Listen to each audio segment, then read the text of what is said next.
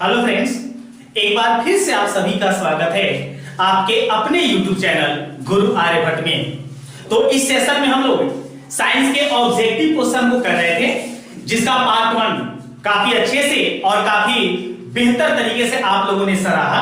लेकिन अगर अभी तक आप वो वीडियो नहीं देख पाए हैं तो नीचे उसका लिंक दिया गया है, जाके आप आसानी से पहले उसे देख लें, क्योंकि सुपर टॉनिक पार्ट 1 के बाद आज आपके सामने लेके उपस्थित है सुपर टॉनिक पार्ट 2।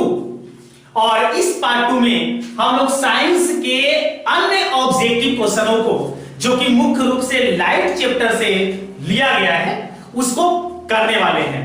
तो आई होप कि आप पार्ट 1 देख लिए होंगे। अगर अभी तक नहीं देखे हैं तो एक बार प्लीज उसे देख लें, और यदि मेरे इस चैनल पर नए हैं तो प्लीज इस चैनल को सब्सक्राइब कर लें और इसे अधिक से अधिक शेयर करें, ताकि सभी लोग इस ऑब्जेक्टिव क्वेश्चनों के सीरीज में हमारा योगदान निभा सके। तो आइए शुरू करते हैं आज का सुपर टॉनिक पार्ट 2।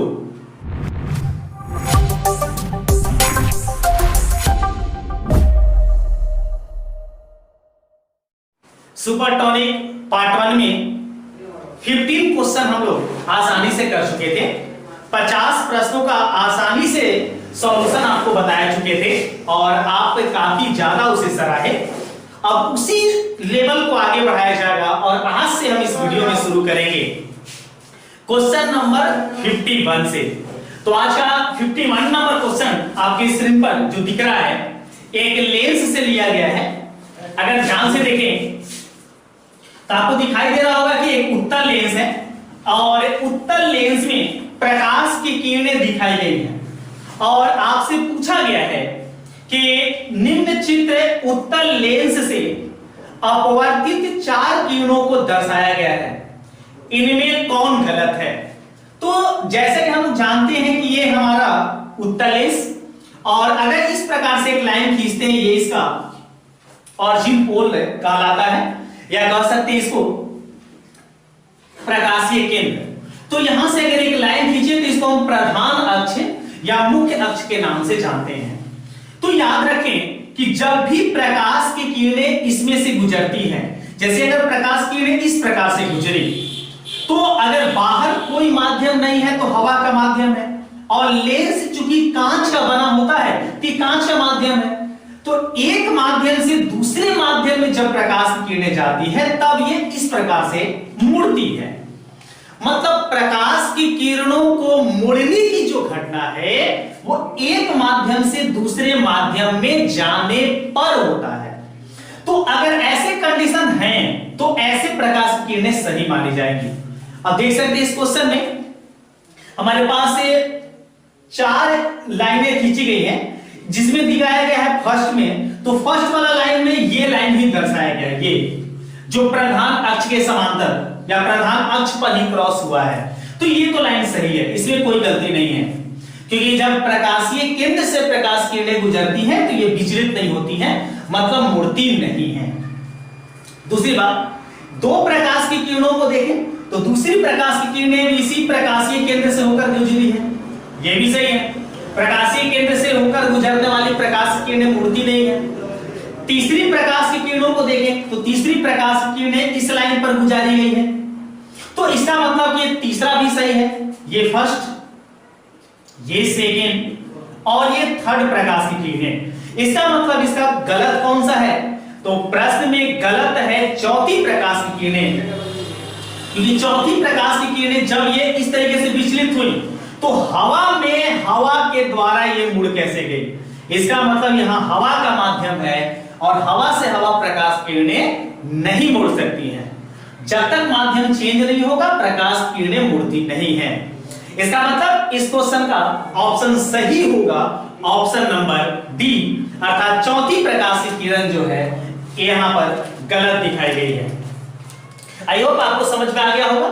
आइए बढ़ते हैं नेक्स्ट क्वेश्चन की ओर और देखते हैं कि नेक्स्ट क्वेश्चन में हमारे सामने क्या है। अगला क्वेश्चन है प्रकाश तरंग का उदाहरण है। प्रकाश तरंग का उदाहरण है, तो आपको जानकारी हो जानी चाहिए प्रकाश के बारे में।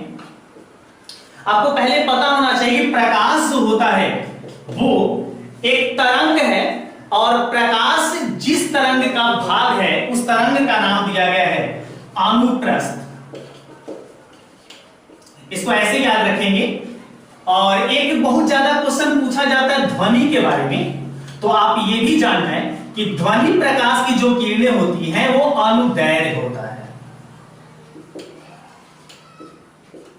याद रखें, प्रकाश की जो किरणें हैं वो अनुप्रस्थ तरंग की होती है, ध्वनि तरंगें जो होती हैं वो अनुदैर्घ्य की होती है। इसको याद ऐसे रख सकते हैं, जैसे प्रकाश में प्र है तो अनुप्रस्थ में भी प्र है, और ध्वनि में आधा ध है तो अनुदैर्घ्य में भी आधा ध है।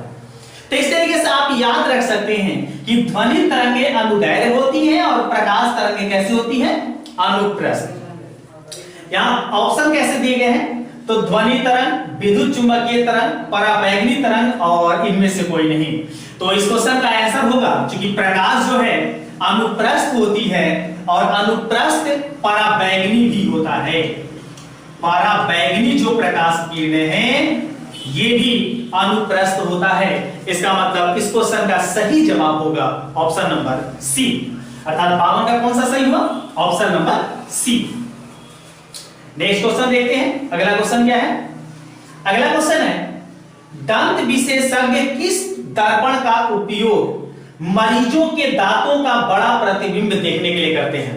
तो सेशन 1 में ऐसा क्वेश्चन हम कर चुके हैं, जो पिछला सेशन था उस सेशन में हम इसको बता चुके हैं कि डॉक्टर जो प्रयोग करते हैं, कौन सा दर्पण करते हैं, तो वो करते हैं अवतल दर्पण। काफी अच्छे समझ चुके थे।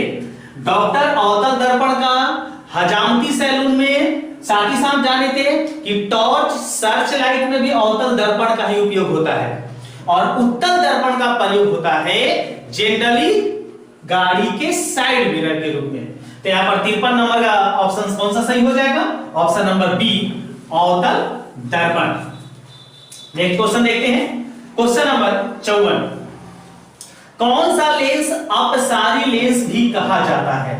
इसका सही जवाब कौन सा है, आप सभी को पता है कि कौन सा लेंस अपसारी लेंस कहलाता है। इसके बारे में भी पीछे बात कर चुके हैं। अपसारी लेंस कौन कहा जाता है, तो अगर आप पीछे वीडियो को देख चुके हैं तो इसका जवाब आप खुद दें और जल्दी से जल्दी कमेंट बॉक्स में जाके इसका जवाब दें, इसका आंसर कौन सा सही होगा। बढ़ेंगे नेक्स्ट क्वेश्चन की ओर। तो नेक्स्ट क्वेश्चन है 55, जो दिख रहा है हम लोग को। 55 क्वेश्चन को देखें, अच्छा क्वेश्चन है। एक प्रयोग में अवतल दर्पण द्वारा किसी बिंब का प्रतिबिंब एक पर्दे पर प्राप्त किया जाता है, तो दर्पण की फोकस दूरी को निर्धारित करने के लिए प्रयोगकर्ता को मापने की जरूरत है। नीचे 4 ऑप्शन दिए गए हैं। अच्छा क्वेश्चन है। अगर मान लीजिए अवतल दर्पण है, अवतल दर्पण जैसे जानते हैं हम लोग इस प्रकार से होता है। अगर ये अवतल दर्पण है तो आपसे ये पूछा गया है आज कि इस अवतल दर्पण द्वारा किसी बिंब का, किसी वस्तु का प्रतिबिंब एक पर्दे पर अगर प्राप्त किया जाए, तो आपको यह पता होगा कि पर्दे पर जो प्राप्त होता है, पर्दे पर जो प्राप्त होता है प्रतिबिंब, वह वास्तविक प्रतिबिंब होता है। क्योंकि काल्पनिक प्रतिबिंब को पर्दे पर नहीं उतारा जा सकता है।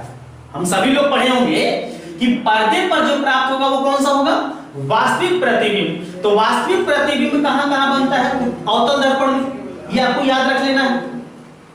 तो आपको याद होगा कि दर्पण और फोकस के बीच अगर वस्तु रखते हैं तो केवल काल्पनिक बनता है, बाकी सारी स्थितियों में इसमें प्रतिबिंब जो बनता है वो वास्तविक बनता है। इसका मतलब इसका सही कौन सा हो जाएगा, तो पहला ऑप्शन है दर्पण तथा पर्दा के बीच की दूरी। दर्पण और पर्दा के बीच की दूरी, ये सही है, बिल्कुल सही होगा। बी देखें, दर्पण तथा बिंब के बीच की दूरी। दर्पण है और बिंब जो है वस्तु है उसके बीच की दूरी, ये दोनों ज्ञात होना चाहिए। मतलब इस 55 का ए और बी दोनों सही होगा, अर्थात ऑप्शन नंबर सी में दिया हुआ है ए और बी दोनों। अर्थात इस क्वेश्चन का आंसर होगा, सटीक आंसर होगा वो 55 का होगा सी, ए और बी दोनों। नेक्स्ट क्वेश्चन की ओर बढ़ते हैं।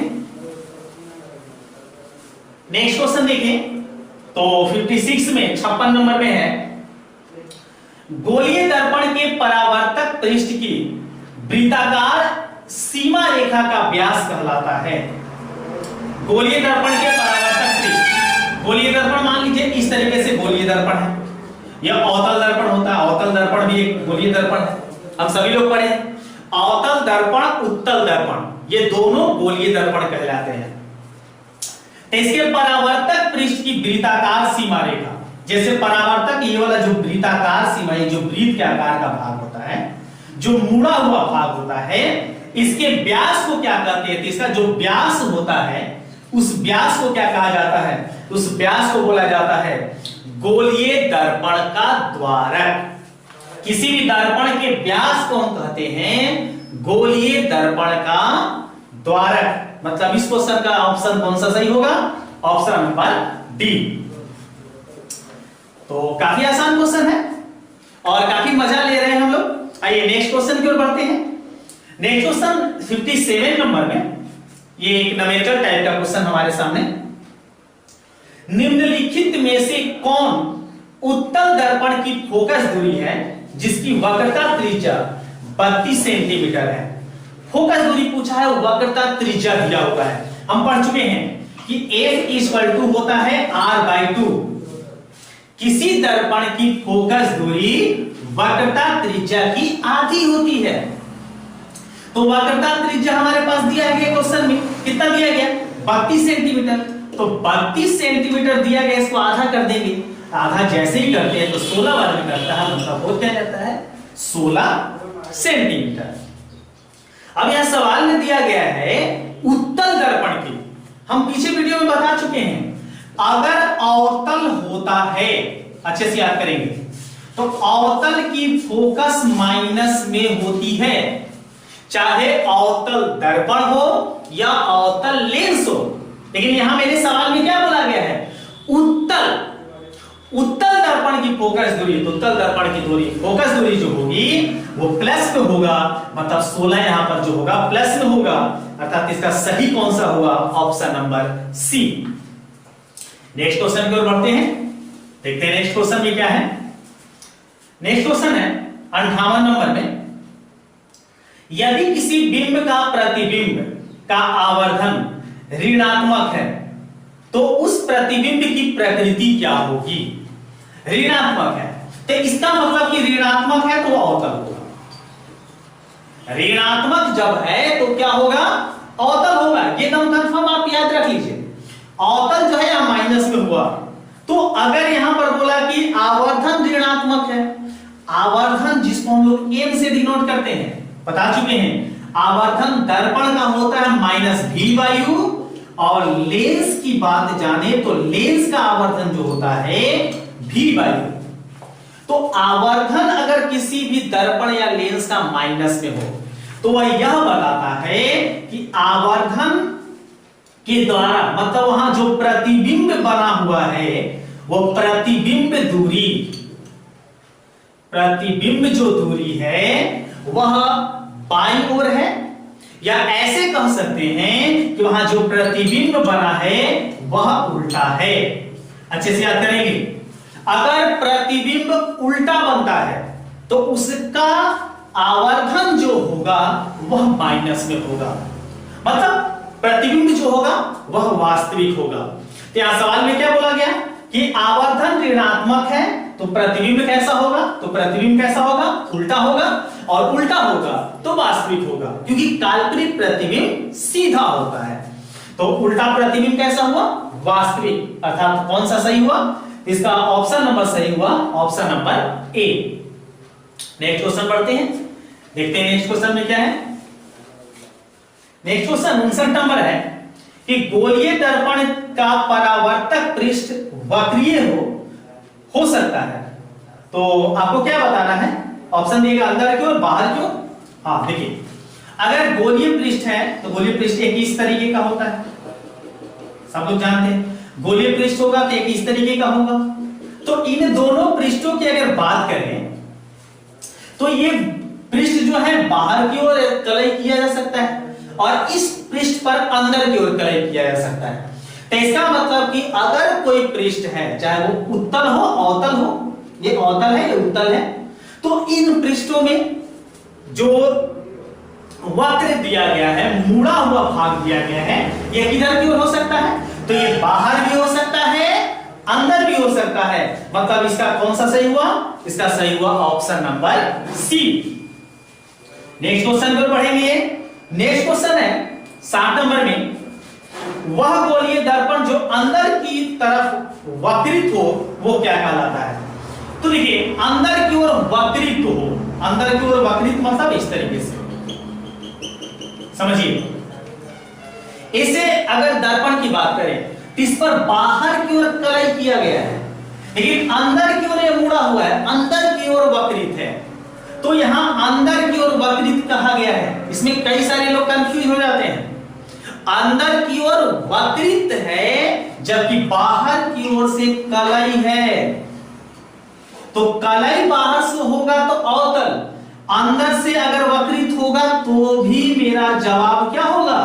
जवाब होगा अवतल, क्योंकि अवतल में ही अंदर से वक्रित होता है, मुड़ा हुआ अंदर से होता है, जबकि कलई किधर से करते हैं? बाहर से। तो इस सवाल का जवाब कौन सा हुआ? Option number A. और सेकंड, उसके बाद अगले क्वेश्चन को देखें। अगला क्वेश्चन हमारे पास उसी टाइप के है। तो अगला क्वेश्चन है 61 नंबर, कि वह गोलीय दर्पण जो बाहर की ओर से वक्रित होता है, तो बाहर से होने वाला कौन सा हो जाएगा?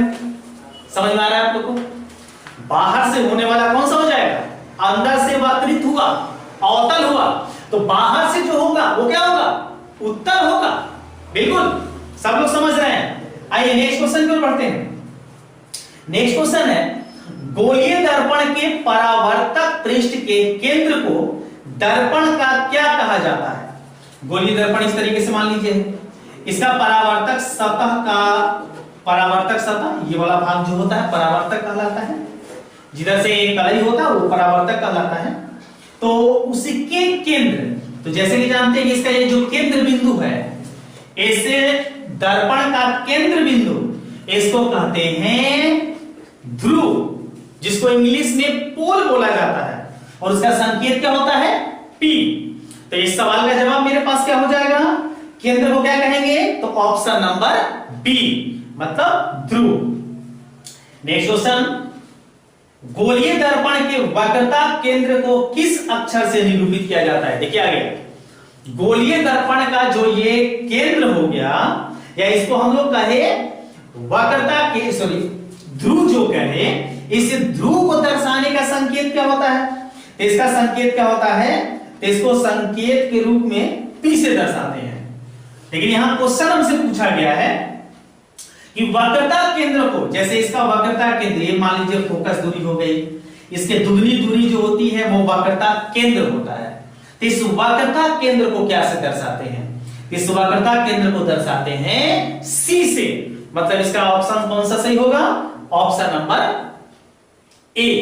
ऑप्शन नंबर ए में दिया गया है C, देख सकते हैं।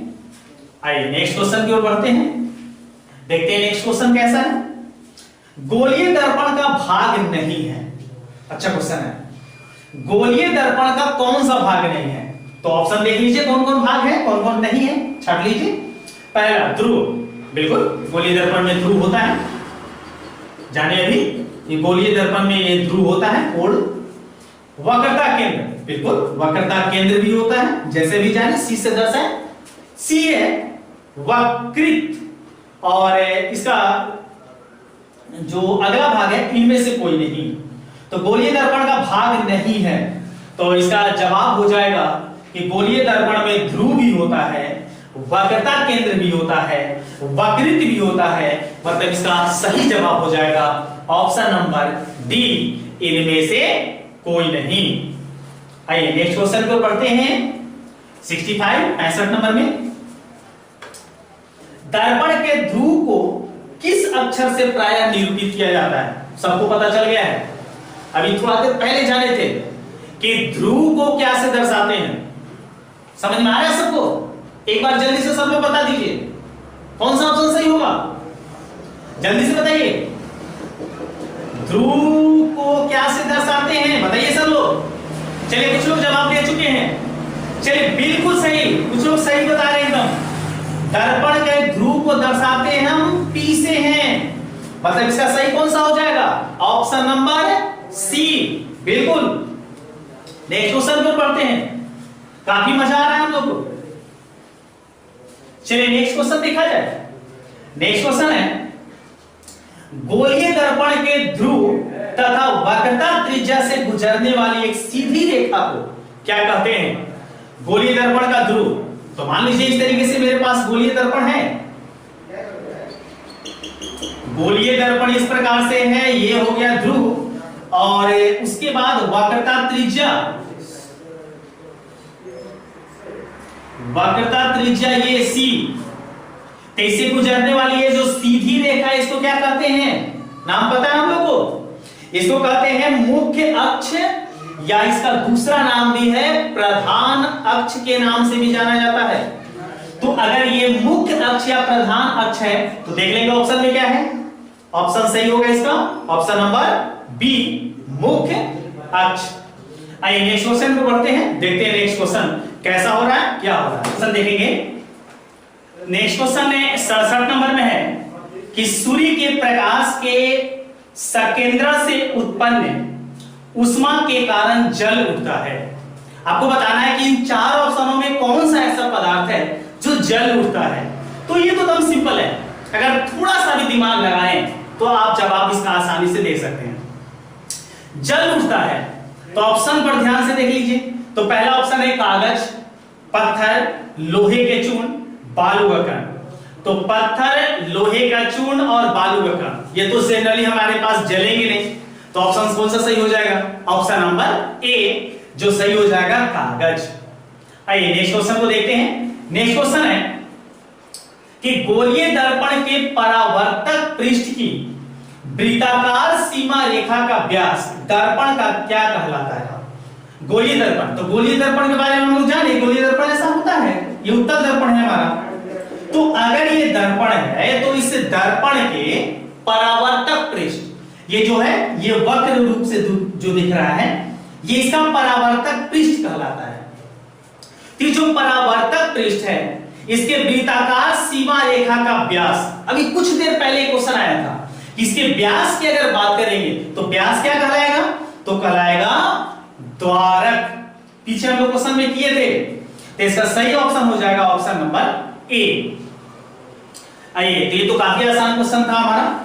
आइए नेक्स्ट क्वेश्चन देखें, वो क्या है? टॉर्च एवं वाहनों के अग्रदीपों में किस दर्पण का प्रयोग होता है? जिसको हम लोग हेडलाइट, देखिए इंग्लिश में लिखा हुआ है हेडलाइट। याद कीजिए, हम बता चुके हैं कि डॉक्टर आंख, नाक, कान की जांच करने में टॉर्च, सर्च लाइट, हेडलाइट, इन सब में उपयोग होता है, और वो उपयोग होता है अवतल दर्पण। और गाड़ी के साइड मिरर के रूप में हम प्रयोग करते हैं उत्तल दर्पण का। मतलब इसका सही कौन सा हो जाएगा? ऑप्शन नंबर ए, अवतल दर्पण। काफी आसान क्वेश्चन आ रहे हैं हमारे सामने। नेक्स्ट क्वेश्चन देखते हैं। वाहनों के साइड मिरर के रूप में किस दर्पण का प्रयोग किया जाता है? तो सबको पता चल गया है, वाहन के साइड मिरर के रूप में कौन से दर्पण प्रयोग करते हैं? बिल्कुल, उत्तल दर्पण। अर्थात इसका कौन सा सही होगा? सही होगा option number C. Next question, आज मजा आ रहा है इस सेशन में सब लोग, चलिए बहुत अच्छी बात है। आइए नेक्स्ट क्वेश्चन देखते हैं। इनमें से कौन दर्पण का सूत्र है? बिल्कुल आसानी से हम लोग को पता चल गया है। दर्पण सूत्र भी बता चुके हैं और पिछले दिन लेंस सूत्र भी आपको बताया जा चुका है। दर्पण सूत्र होता है 1/8 = 1/v + 1/u, और लेंस सूत्र जो होता है बस केवल आपका प्लस जो होता है वो माइनस में बदल जाता है। तो आपसे पूछा गया दर्पण सूत्र, इसको देख लीजिए कौन सा ऑप्शन में है, अर्थात इसका सही होगा ऑप्शन नंबर ए। चलिए बिल्कुल आसानी से, ये पीछे भी हमारे सेशन में फर्स्ट में क्वेश्चन आ चुका था। आइए नेक्स्ट क्वेश्चन। दो पृष्ठों से घिरा हुआ कोई पारदर्शी माध्यम जिसका एक या दोनों पृष्ठ गोलीय हो क्या कहलाता है? कम सिंपल है, दो पृष्ठों से घिरा हुआ क्षेत्र, दो पृष्ठ से अगर घिरा क्षेत्र है तो ये क्षेत्र क्या कहलाता है? ये क्षेत्र कहलाता है लेंस। ऐसे ये उत्तल लेंस कहलाता है। और इसको इस तरीके से अगर बना दें, इस तरीके से अगर घिरा हुआ दिखा दें तो ये मेरा अवतल लेंस बनता है। तो ये बना उत्तल और ये बना अवतल। लेकिन यहां मेरा जवाब क्या होगा? जवाब होगा ऑप्शन नंबर ए अर्थात लेंस। आइए नेक्स्ट क्वेश्चन देख लेते हैं, वो क्या है। तो अगला क्वेश्चन है उत्तल लेंस को कहते हैं, उत्तल लेंस का दूसरा नाम क्या है? तो इसको आप कमेंट बॉक्स में जवाब देने के लिए तैयार थे, कौन सा लेंस होगा? तो उत्तल लेंस को हम ऐसे बता देते हैं, उत्तल लेंस को बोला जाता है अभिसारी लेंस। उत्तल लेंस को कौन सा लेंस कहते हैं? अभिसारी लेंस।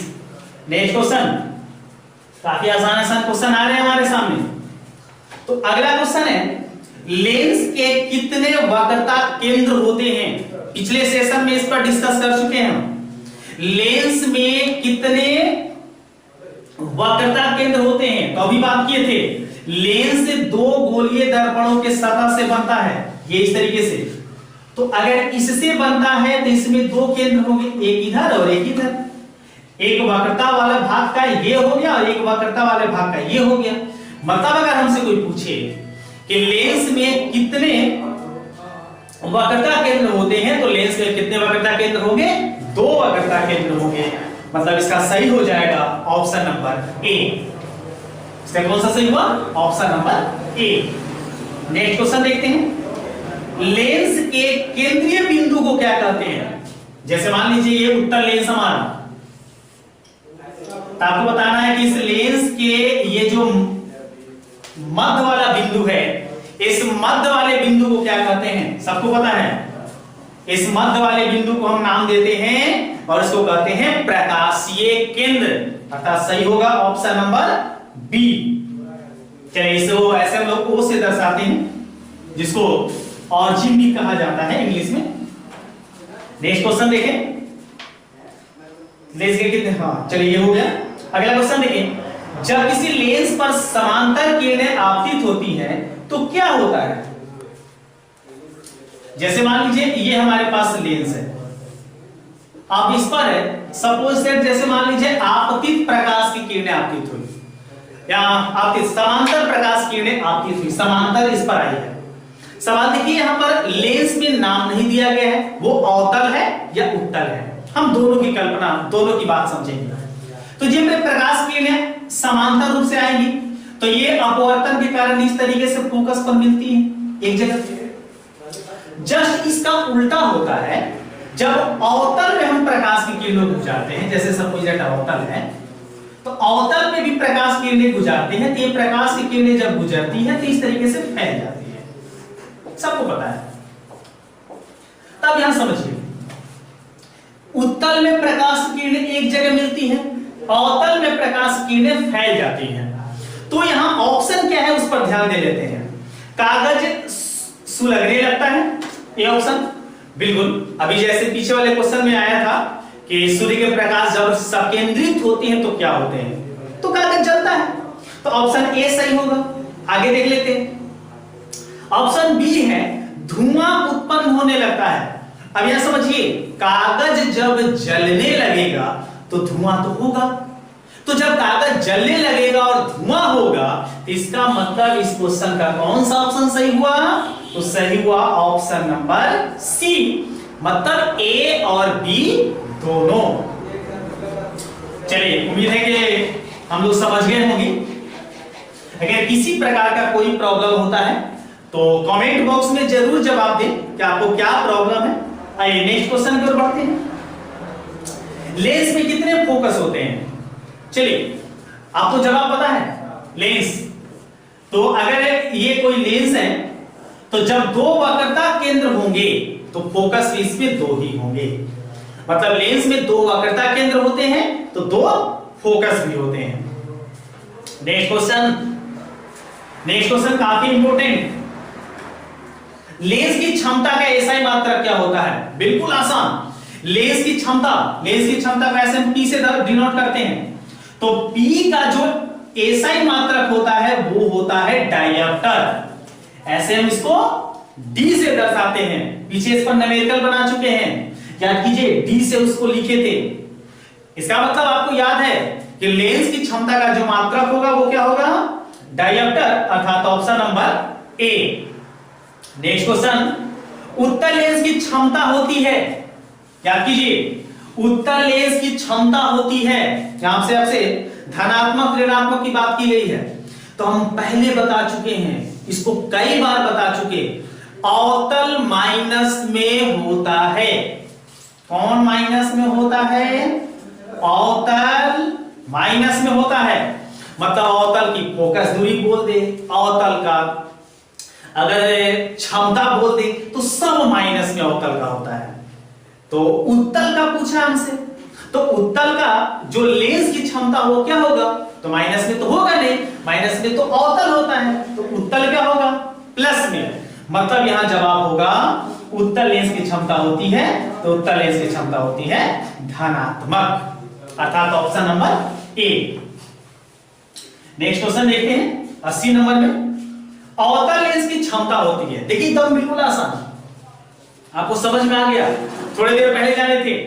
अवतल लेंस की क्षमता क्या होगी, तो अवतल लेंस की क्षमता होगी ऋणात्मक, उत्तल का होगा धनात्मक। तो उत्तल लेंस की क्षमता और अवतल लेंस की क्षमता समझ गए हैं, अर्थात 80 का कौन सा सही हुआ, सही हुआ ऑप्शन नंबर ए। आइए 81 नंबर है, देख लेते हैं क्वेश्चन। 81 है, प्रकाश गमन करती है। प्रकाश जो है वो कैसे गमन करती है, तो इसके बारे में तो सब लोग जानते हैं। प्रकाश हमेशा स्ट्रेट लाइन, सीधी रेखा में गमन करती है।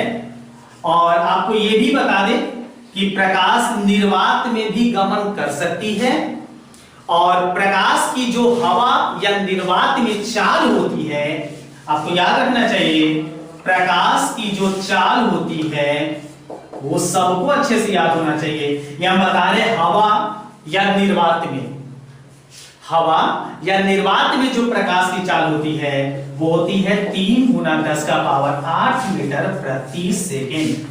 काफी इंपोर्टेंट पॉइंट है, आप अच्छे से याद कर लीजिए।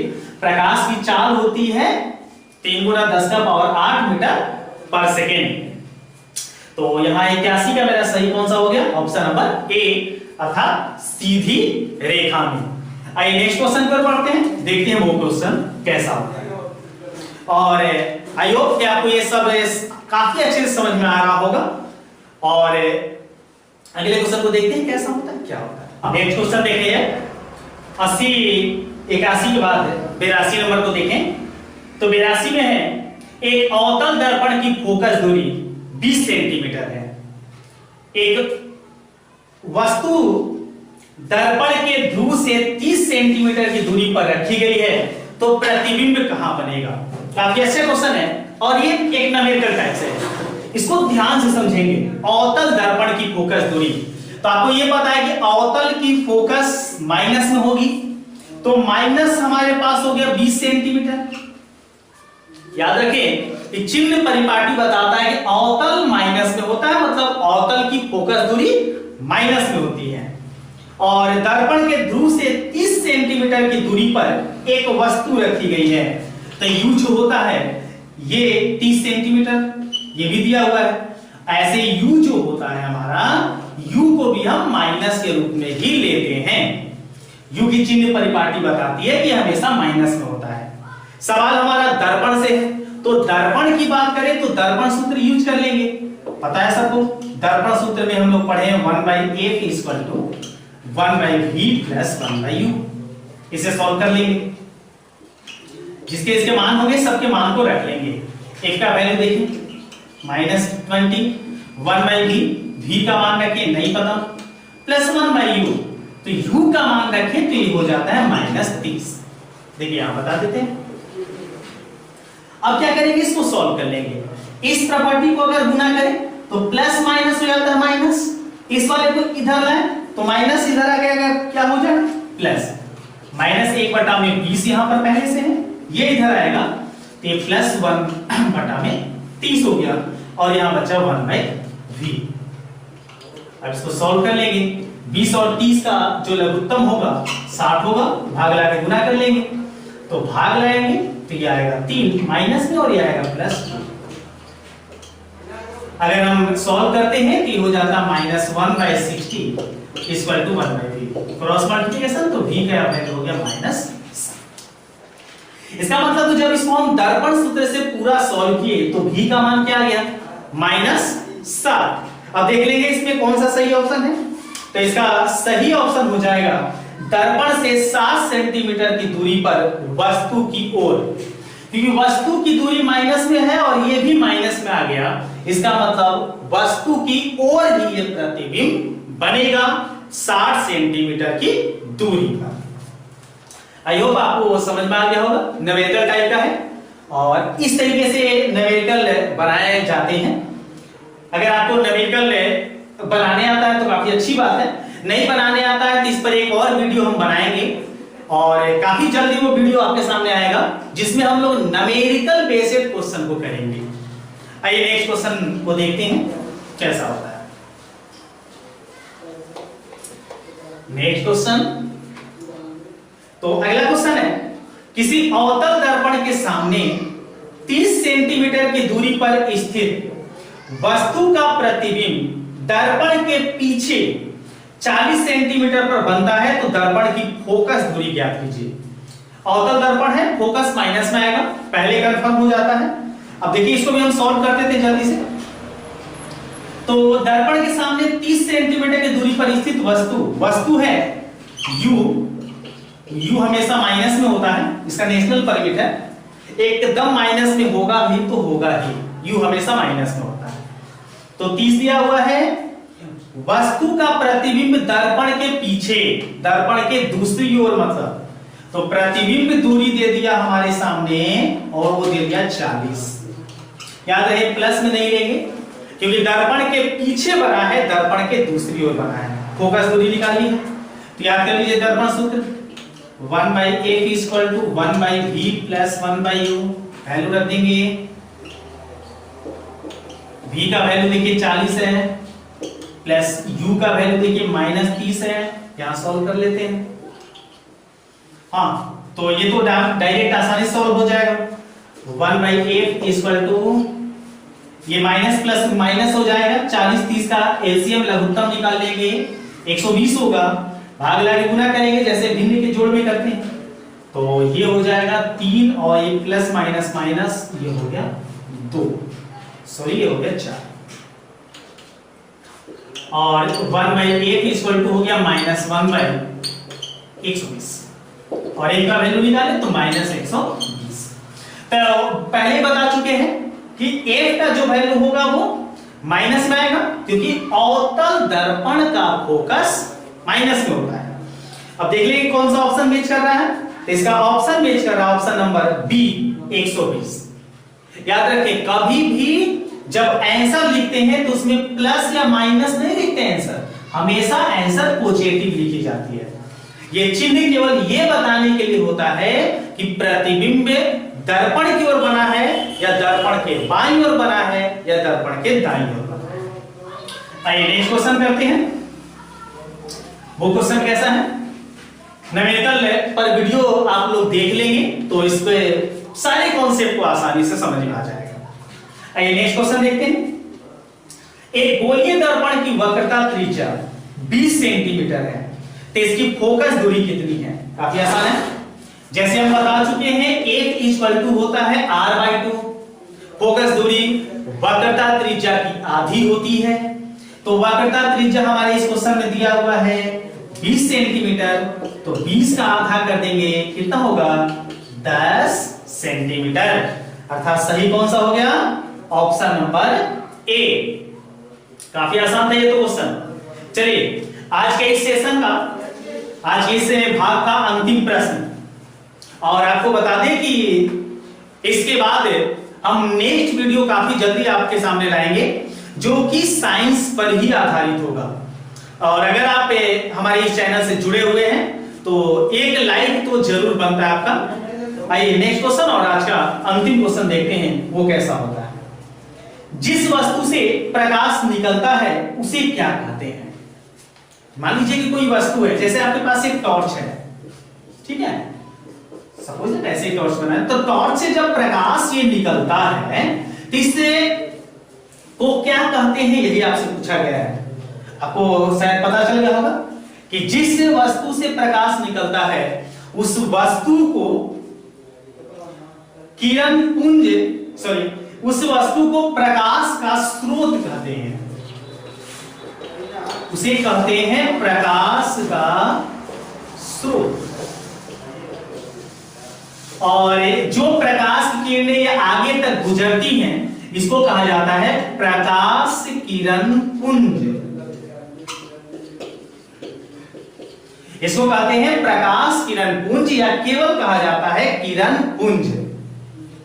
तो इससे क्वेश्चन का सही हो गया ऑप्शन नंबर ए। तो आई होप आपको ये वीडियो काफी अच्छा लगा होगा। तो आज यहीं तक, अगले वीडियो में कुछ और ऑब्जेक्टिव क्वेश्चन इस साइंस पर आधारित लेकर उपस्थित होंगे। तब तक के लिए धन्यवाद।